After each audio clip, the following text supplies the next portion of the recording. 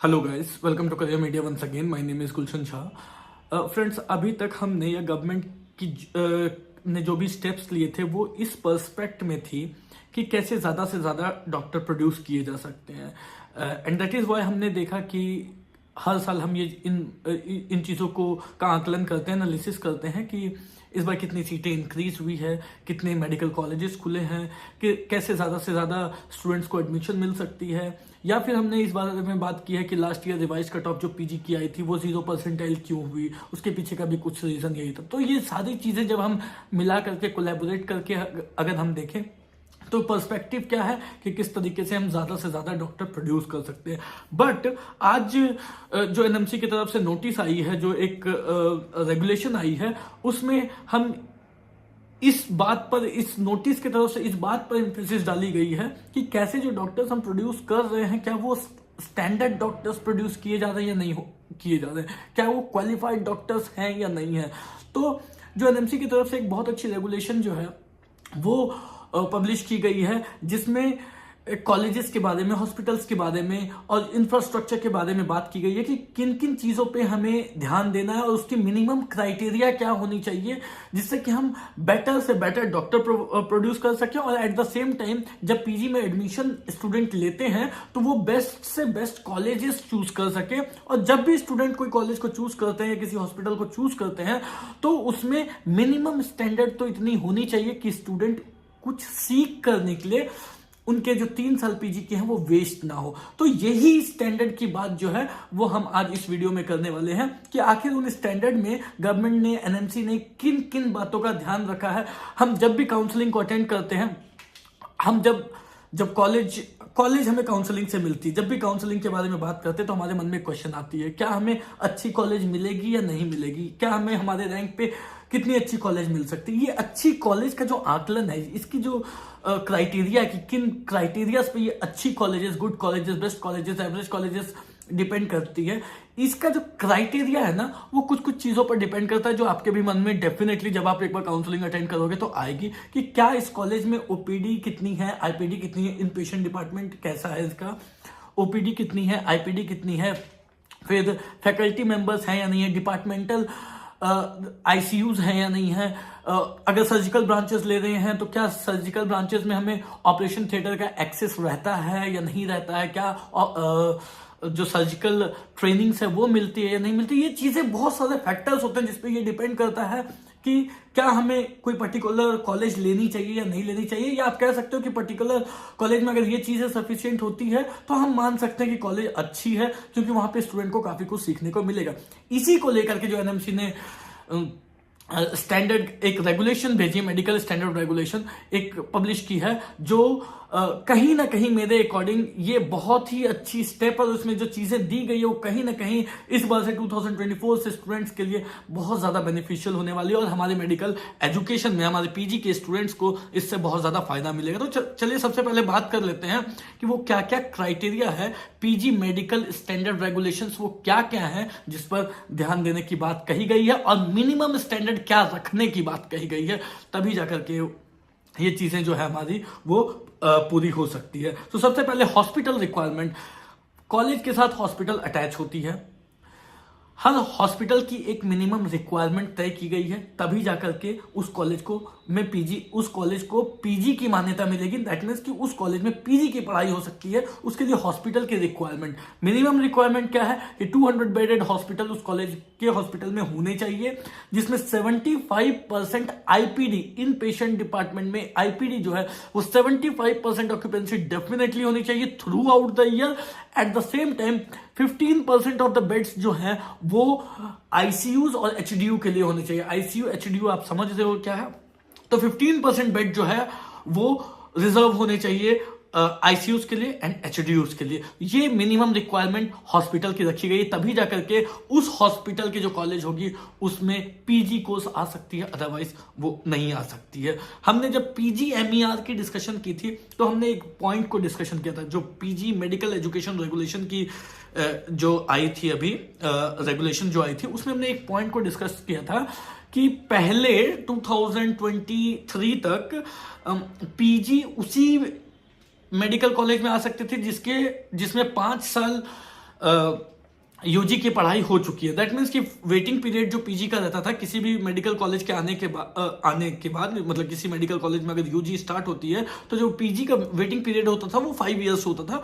5 years तक उसमें inspection होते थे, अगर सारी चीजें हो गई 5 साल में कॉलेज रिकॉग्नाइज हो जाती थी और उसके बाद उसमें पीजी की कोर्स स्टार्ट होती थी। बट PGMER 23 में इन्होंने क्या चेंजेस किया था कि वो वेटिंग पीरियड को कम करके 1 साल कर दिया। 1 साल कर दिया मतलब नेक्स्ट ईयर से ही पीजी उसमें आ सकते। तो वेटिंग पीरियड को तो कम किया गया है, एट द सेम टाइम जो उनकी स्टैंडर्ड है उस स्टैंडर्ड को बढ़ाने की बात की गई है कि आपको 1 साल में ही आपके कॉलेज में पीजी आ सकती है। लेकिन जो स्टैंडर्ड है वो ये होना चाहिए कि आपके जो हॉस्पिटल रिक्वायरमेंट है उसमें 200 तो मिनिमम बेड होने ही चाहिए, 75% IPD through out the year होने चाहिए, 15% बेड्स जो है वो आईसीयू और एसडीयू के लिए रिजर्व होने चाहिए। साथ में ये हॉस्पिटल के अंदर जो डिपार्टमेंट्स हैं उनकी भी रिक्वायरमेंट है, उनकी भी स्टैंडर्ड जो है वो भी इसमें तय की गई है कि जो डिपार्टमेंटल स्टैंडर्ड है वो किस तरीके का होना चाहिए। तो मिनिमम 4 ब्रांचेस आपके 4 डिपार्टमेंट होने ही चाहिए। Biomedical, just a second, biochemistry, pathology, microbiology and radio diagnosis, ये 4 डिपार्टमेंट आपके हॉस्पिटल में होने ही चाहिए, राइट। और अगर आप जो भी बेड्स बढ़ाते हो, जस्ट से दैट आपने एक मेडिकल कॉलेज स्टार्ट किया विद 200 बेडेड और आपको पीजी की सीट मिल गई, अब अगर आप इसमें बेड्स को बढ़ाते हो तो आपको faculty plus infrastructure plus medical staff वो सब भी बढ़ाने होंगे। फैकल्टी एक बहुत इंपॉर्टेंट मसला है, क्योंकि अभी मैं एक आर्टिकल पढ़ रहा था जिसमें हमने देखा है कि ऑल ओवर इंडिया में चाहे वो गवर्नमेंट हो चाहे वो प्राइवेट हॉस्पिटल्स हो, फैकल्टीज की बहुत ज्यादा कमी है। 70-75% जो है वो अटेंडेंस इनके पूरे नहीं हो पाते हैं। रीजन क्या है कि इनके पास फैकल्टी नहीं है, और ये चोरी जो है ये कॉलेजेस की पकड़ी गई है, एनएमसी के नजर में आ चुकी है। और इसी को लेकर के मोस्ट ऑफ द स्टेट्स, जो मोस्ट ऑफ द कॉलेजेस के बारे में बताया गया जहां पे फैकल्टीज की कमी है, ऑल ओवर इंडिया में आप देखोगे साउथ में भी कमी है, नॉर्थ में भी कमी है।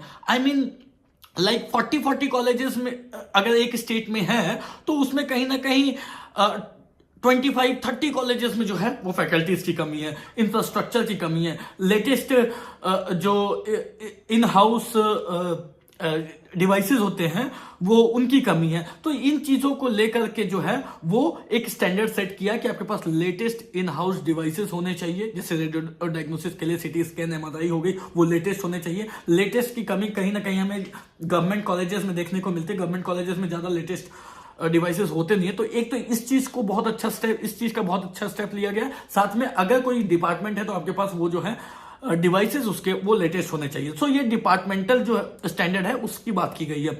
थर्ड अगर हम बात करें तो ओपीडी की बात की गई है कि ओपीडी में एक तो सबसे बड़ी बात यह है कि आपकी मिनिमम एवरेज डेली ओपीडी 50 की होनी चाहिए। 50 पेशेंट आउट पेशेंट डिपार्टमेंट में 50 ओपीडीज जो है वो मिनिमम डेली के होने ही चाहिए।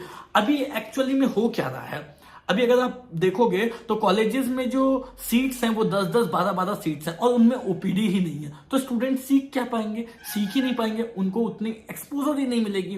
तो इसलिए इन्होंने क्या किया है, आप साउथ के कॉलेजेस में जाओगे, मेडिसिन के लिए बात करोगे तो मेडिसिन के 10-10 सीट्स, 12-12 सीट्स, 15-15 सीट्स एक एक कॉलेज में है। बट वहां पे ओपीडी उतनी है नहीं। अब ज्यादा ओपीडी नहीं है बट सीट्स बहुत ज्यादा है, रेसिडेंट्स ज्यादा है, तो उनको हैंड्स ऑन तो आई मीन जो एक्सपोजर था वो एक्सपोजर तो मिलेगी नहीं, उनको सीखने को मिलेगा नहीं। इस वजह से मिनिमम ओपीडी जो है वो 50 की गई है। डेली ओपीडी आपकी होनी ही चाहिए, तभी जाकर के आपको मान्यता मिलेगी, जिससे कि स्टूडेंट जो है कुछ सीख सके। अगर आप सीट बढ़ा दे हो तो आपको फैकल्टीज भी बढ़ानी होगी, आपको ओपीडीज भी जो है वो रेज करनी होगी। सो एक तो सबसे पहले मेडिकल ब्रांच के लिए ओपीडीज वगैरह होनी चाहिए आपके लिए। साथ में सर्जिकल ट्रेनिंग जो है वो आपकी होनी चाहिए। अगर आप सर्जिकल ब्रांचेस ले रहे हो तो हर स्टूडेंट को वीक में 2 बार ऑपरेशन थिएटर का एक्सेस रहेगा, जहां वो जाकर के फुल डे ट्रेनिंग करेंगे। सो ये जो एक्सपोजर एक लाई गई है सर्जिकल ब्रांचेस के लिए, ये एक बहुत अच्छा स्टेप लाया गया है, जिससे कि जो सर्जिकल ब्रांचेस की डिमांड हम देखते हैं धीरे धीरे कम हो रही है। रीजन क्या है, डिमांड इसलिए कम हो रही है क्योंकि एक तो उसमें बहुत ज्यादा आई मीन इट्स हार्डवर्क है, बहुत ज्यादा हार्डवर्क है। प्लस सर्जिकल ब्रांचेस में हम देखते हैं कि अभी जो इंडिया में डॉक्टर्स है वो भी, उनको बहुत टाइम लग जाता है अपना नाम बनाने में, और एक बार जब नाम बनता है तभी जाकर के सर्जिकल डिपार्टमेंट में जो है वो डॉक्टराइज करते हैं। और अगर उनको कोई अच्छी कॉलेज नहीं मिलती है तो वो सर्जिकल डिपार्टमेंट में हैंड्स ऑन नहीं मिल पाएगी, एक्सपोजर नहीं मिल पाएगा, वो कुछ सीख ही नहीं पाएंगे।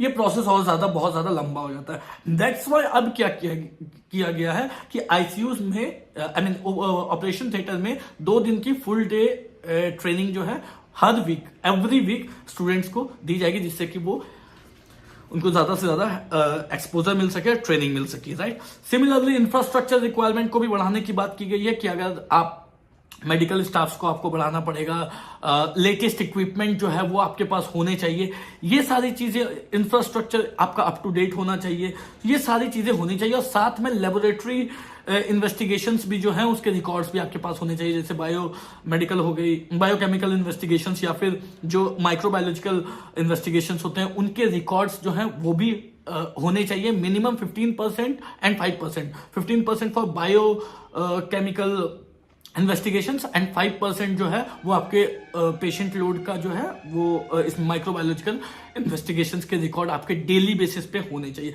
तो ये कुछ स्टैंडर्ड को बढ़ाने की बात की गई है, जो कहीं ना कहीं स्टूडेंट्स के लिए बहुत अच्छा है। हम एक बात मान सकते हैं कि ये 2024 से ही इंप्लीमेंट होने वाले, तो अब से जो कॉलेजेस को मान्यता मिलेगी पीजी के लिए, उसमें मिनिमम जो फैकल्टीज होंगी उनकी कमी नहीं होनी चाहिए, इंफ्रास्ट्रक्चर हाई होना चाहिए, स्टाफ जो है मेडिकल स्टाफ्स वो अप टू डेट होने चाहिए, सफिशिएंट होने चाहिए, ये चीजें होनी चाहिए।